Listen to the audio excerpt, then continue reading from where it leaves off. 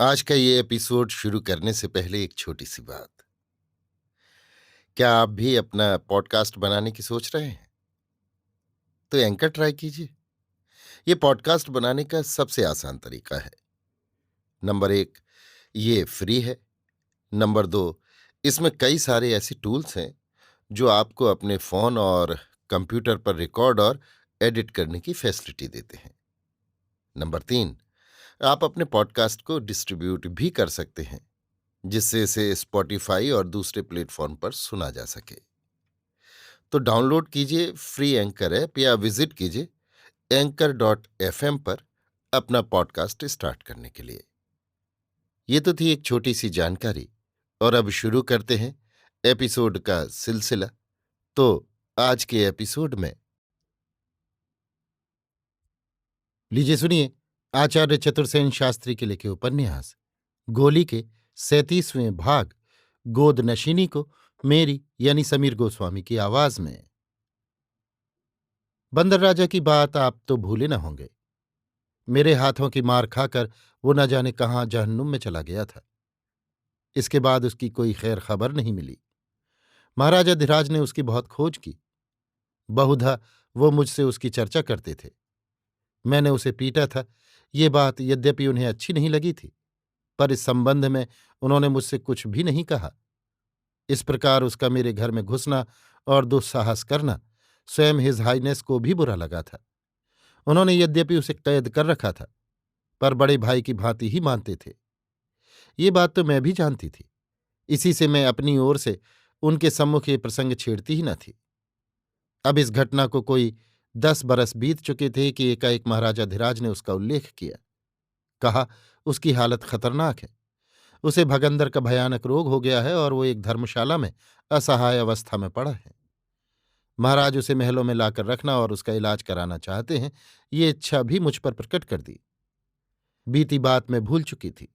दुरवस्था की बात सुनकर तथा महाराजाधिराज से रक्त संबंध की बात का ख्याल करके मैंने महाराज के इस इरादे का समर्थन किया। मेरा समर्थन पाकर वो खुश हो गए और वो बदनसीब राजा फिर महलों में आ गया। उसकी चिकित्सा के लिए दिल्ली से एक प्रसिद्ध वैद्य बुलाया गया। 2 खिदमतगार उसकी सेवा को रख दिए गए और इस बार उसकी राजअतिथि के समान खातिर तवाज़ा तथा खुशामद होने लगी। इन सब बातों को और इन बातों के भेद को मैं नहीं जानती थी। केवल महाराजा धीराज की सुजनता ही समझती थी। परंतु यहां तो एक विचित्र ही खेल खेला जा रहा था, जिसका पता मुझे बाद में लगा। अकस्मात ही एक दिन महाराजा धीराज ने कहा, वो बंदर राजा मेरे बड़े लड़के को गोद लेना चाहता है। उसका अभिप्राय मैं नहीं समझी। महाराज से मैंने पूछा, किस लिए? इसलिए कि उस ठिकाने पर उसके बाद तुम्हारे लड़के का अधिकार हो जाए, मैं उसे राजा देख सकूं। परंतु ये कैसे हो सकता है? प्रथम तो मेरे पुत्र को गोद लेने की बात ही में कोई तुक नहीं है। हम लोग गोली गुलाम हैं, राजा बन नहीं सकते। दूसरे, इस राजा का ठिकाने पर अधिकार ही नहीं है। अधिकार रानी साहिबा का है। तीसरे, राजा के पिता ने राज में पक्की लिखा पढ़ी कराकर ही उसे राज से बरतरफ कर दिया है। मेरी बात सुनकर महाराजा धीराज हंसने लगे। बड़ी विचित्र सी, ठंडी सी, कड़वी सी थी वो हंसी। कभी भी महाराज को मैंने वैसी हंसी हंसते देखा नहीं था। मैं महाराजा धीराज की वो मुद्रा देख ठगी सी रह गई। महाराज ने मुझे समझाते हुए कहा, ये ठीक है कि बाबा ने दादा को ठिकाने के अधिकार से वंचित कर दिया था, परंतु दादा ही को तो किया था, परंतु उनके पुत्र को तो नहीं किया। उनके पुत्र को? मैंने अचकचाकर कहा, उनका पुत्र कौन है? क्यों, तुम्हारा लड़का? वाह, ये भी कोई बात है। क्यों नहीं है? गोद लेने पर वो उनका पुत्र हो गया या नहीं? क्षण भर मैंने हिजाई ने इसके मुंह की ओर देखा, फिर कहा, खैर, ऐसा हुआ भी तो उनके जीते जी तो ऐसा नहीं हो सकता। फिर अभी तो रानी साहिबा जीवित हैं, जो इस समय ठिकाने की मालिक हैं। वे बीमार हैं और दिल्ली के अस्पताल में उनका इलाज हो रहा है। क्या बीमारी है उनको? कैंसर हो गया है। भय की एक सिहरन मेरे शरीर में दौड़ गई। मेरे मुंह से निकला, कैंसर? तुम जानती हो, इस मूजी रोग के चंगुल में जो फंस गया उसका बचना संभव नहीं है। मैं जानती हूं। यही बात तो भगंदर के संबंध में भी कही जाती है। फिर दादा की हालत सर्वथा निराशापूर्ण है। उनका रोग अब अच्छा नहीं हो सकता। क्या वे इस बात को जानते हैं? नहीं, वे तो आराम होने की आशा लगाए बैठे हैं। वैद्यराज ने भी उन्हें आशा बंधाई है। ये बात कहते कहते महाराजाधिराज के मुंह पर वैसी ही ठंडी और अशुभ मुस्कुराहट फूट पड़ी। वो मुस्कुराहट मुझे रत्ती भर भी न भाई, परंतु मैंने एक शब्द भी न कहा। चुपचाप महाराजाधिराज के मुंह की ओर ताकती रही। महाराज ने उसी मुस्कान में कहा, तुम्हारा बेटा राजा बन जाएगा, मेरे मन में भी यही है, और तुम्हें भी इसमें कोई आपत्ति न होगी। परंतु इस पर भी मेरे मुंह से बोली न फूटी। किसी अज्ञात भय की एक सहरन सी मेरे शरीर में फैल गई। महाराज ने कहा, सब व्यवस्था ठीक है, दीवान और एजीजी की खानापूरी तो करनी ही पड़ेगी। इसके अतिरिक्त मैं खुल्लम खुल्ला इस मामले में आना नहीं चाहता। भाईबंदी का मामला ठहरा, परंतु इंतजाम मेरा पक्का है। कैसा इंतजाम? मैंने सहम कर पूछा। बस पहले माँ पीछे बेटा। क्या मतलब? वैद्यराज से मामला तय हो गया है। बहुत होशियार आदमी है। उसने दादा को विश्वास दिलाया है कि वे जरूर अच्छे हो जाएंगे। तुम्हारे लड़के को गोद लेने का प्रस्ताव भी उन्होंने सुझाया है। उन्होंने कह दिया है कि इससे महाराजाधिराज प्रसन्न होकर इलाज जारी रखेंगे, खातिरदारी भी करेंगे। आराम होने पर वे ठिकाने के मालिक हो जाएंगे। लेकिन आपका इंतजाम? कहा तो, पहले माँ पीछे बेटा। पर मैं तो समझी नहीं इसका मतलब। सीधी बात है, पहले माँ खत्म होनी चाहिए, जिससे अधिकार सीधा बेटे को जाए। बापू वर तरफ अवश्य कर गए हैं, परंतु जब कोई दूसरा वारिस ही न होगा तो दादा ही का हक है। उनके बाद तुम्हारा लड़का। बड़ी भयानक बात है। मरना जीना तो भगवान के हाथ है। होगा, पर ऐसे मौकों पर दूसरे लोगों को भी भगवान का काम करना पड़ता है। तो मेरा हलक सूख गया, परंतु मैं कुछ कुछ समझ गई। पर महाराजाधिराज ने एक लंपट की भांति हंसकर कहा, वैद्यराज ने इस बात का जिम्मा ले लिया है कि जब तक रानी साहिबा न मर जाएं, वे दादा को जिंदा रखेंगे। रानी साहिबा के मरते ही दादा भी खत्म, फिर ठिकाने पर तुम्हारे लड़के का दखल। हे परमेश्वर! ये राजा महाराजा रईस इस कदर नीच स्वार्थी निर्दयी होते हैं कि सगे भाई माँ और संबंधी को जहर देकर मार डालने की बात हंस हंस कर करते हैं।